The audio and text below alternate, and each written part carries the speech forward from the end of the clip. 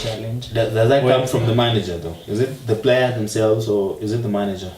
I think it's down to him, because some of Arsenal's problems have been glaring for seasons, And they haven't. He never addresses that. He has this sort of arrogance that his way will always be the good way, but they always say you have to change it at some point if something is not working repeatedly. Because Arsenal this season, will say Arsenal, their midfield is weak, they need a body in there, but he'll go into the season with Coquelin, like he trusts, he believes that the season is done, next season someone is gonna kick on.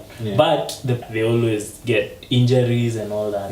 So that when their squad is decimated, I think their first 11 is so good, like if they have everyone fit, they give you a match. But when now injuries set in, which are inevitable in a season, who comes in? Like, what's the quality on the bench? And the way the league is looking right now, I think depth will matter, especially for teams in Europe. Or either the Champions League or Europa, like Arsenal. Don't forget they're in the Europa, which is taxing. And you should have a little faith in Wenger. He knows what he's doing. I personally, I mean, when it comes to Wenger, I admire some part of him. A lot in football has moved on a little bit from him, and that's why he hasn't been achieving as much as other managers have. I mean, also, he has refused to spend a lot of money for a long time, and that has put Arsenal at a disadvantage because most of the teams around him have been spending a lot of money. The way he's creating the team, the way he wants to develop his team is really admirable. But the problem is the teams around him are not going to give him that time. And the fans at the Emirates are showing it every single time they go behind, the fan is like, Wenger out, and then Giroud scores a goal, they are winning, is like, we're going to win the league, So it's a myriad of emotions. And Wenger divides opinion even of Arsenal fans themselves. Leave out the R's from outside. You're not fine. I mean, but is that going to win you the league? Not so much. Not in the EPL. For a team that has gone 13 seasons without a league, don't you think you need to sometimes sacrifice style over, for substance? Yeah, that's why Wenger is a purist. A purist doesn't think like that. A purist doesn't. A pragmatist would do that. You see Mourinho, Conte, you see Pochettino. They can do anything just to win a match. But when you look at Wenger and Guardiola, they are different. To Liverpool. Right. Wow, where to start? There's a lot to talk about. I think the story about Liverpool and Arsenal is kind of similar from the opening season. Like, score 3 goals, concede 3 goals. Okay. One thing I believe in, if you really want to mount a serious title challenge, you cannot rely on outscoring your opponents. You have to build the team from the back. You just have to have a solid defense in general, then you must have a very solid midfielder. For Liverpool, I think Klopp needs to sign someone in defense. They've been linked with Van Dijk. I don't know if that deal is on, but he needs an elite centre back. Now the question is, I don't know how many are available, and that's I don't know if the club has, does the club commit enough funds for the improvement of the team? Because I think we see Liverpool, Klopp is signing people from the Hoffenheims, the Schalke. Those are good for the squad, not for the team. For the team, I think looking at the transfer saga that have transpired throughout this window, I think Liverpool are willing to spend up to 60 million on one defender. So they are willing to commit money. The problem is the way they approached the Van Dijk deal. Southampton totally did not like it. I mean, Liverpool have been taking their players every single transfer window, and I think they are having enough of that. So Liverpool wants to invest in our defender, but there are not so many elite defenders available in the market right now. But we saw last season, left back, it was a problematic position in the sense that he was playing someone who's not naturally a left back. And Moreno has, he doesn't look like he's the man for the job. He's had a good preseason, had a good game against Bayern in the Audi Cup, and you could say he had a decent first outing for the season. But looking at his game, I think Liverpool need a left back, and they need a centre back.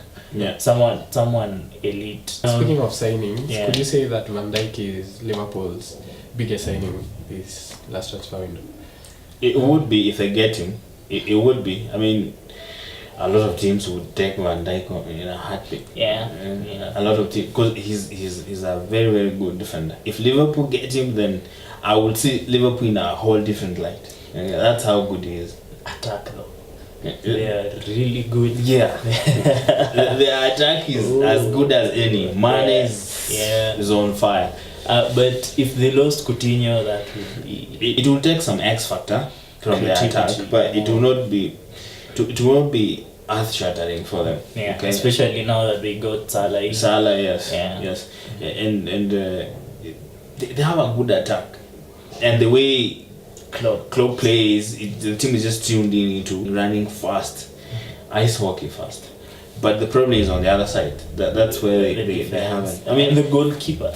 You know, Mignolet. The goalie, yes. I mean, but I would rather have a defender than a goalie. Yeah. Okay. I mean, without a defender, you would make a That's goalie when look you even poor, make it worse. unless the goalie is the guy, of course. So I mean, but you would understand why they haven't signed though. I mean, look, Van Dijk 60 plus, 70 plus. Yeah. Who is the left back available? Sandra Tuve, 60, 70 plus. World record. Numbers being mentioned about defenders. Yeah. So but now, if the market has moved in that direction, sometimes you just have to spend. If you really need to improve the team.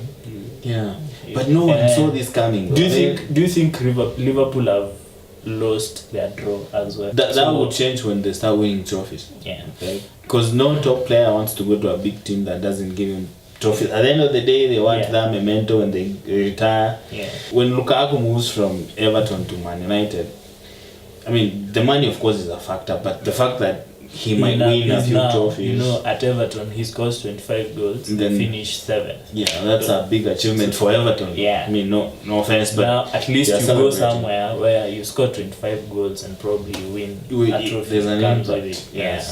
Speaking of trophies and the signings, what are Liverpool's odds this season? According to wow.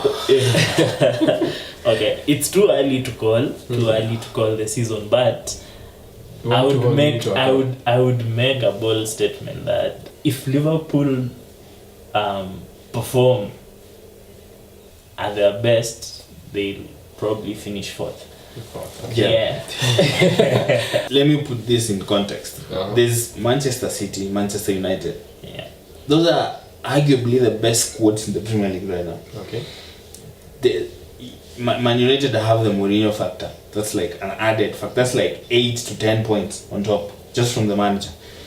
City, they have brought in a lot of players. I mean, the way they played the weekend, it shows that Guardiola has woken up the fact that sometimes you have to win ugly. Then there's Tottenham will always be there. I think they have a brilliant squad. So I'll have United and City fighting for the title. One of them will win. The title will go to Manchester. Then I will have Tottenham for the top 4. Then between Chelsea, Liverpool and Arsenal, one of them will finish in the top 4. And the other one will finish in 7th. That's how tough the Premier League is going to be. Yeah. I don't even know where Chelsea. I don't know where the champions are going to finish. We haven't mentioned the fact that Everton have signed and they have a very shrewd manager. Yes, Everton are going to be the biggest surprise packages of the season. They might surprise people along the way because they've addressed like every area in the team. They'll have maybe a better creative hub when you compare their selling Barkley. Barkley was good, but it was not really. It doesn't impact they games miss as too much, especially when you replace him with Rooney. Oh yeah, or Sigurdsson. Yeah. So it's going to be a tough one. It's going to be a tough one. I don't even know where Chelsea will finish. Okay, but as it stands right now, Chelsea are favourite to finish 7th or 6th. Looking at the form, looking at our depth, looking at how Liverpool have strengthened, and of course the solidity. But I think the only worry with Tottenham is playing at Wembley. Actually, that's the only worry. If they were playing at White Hart Lane, I would have them for 2nd or winning the title.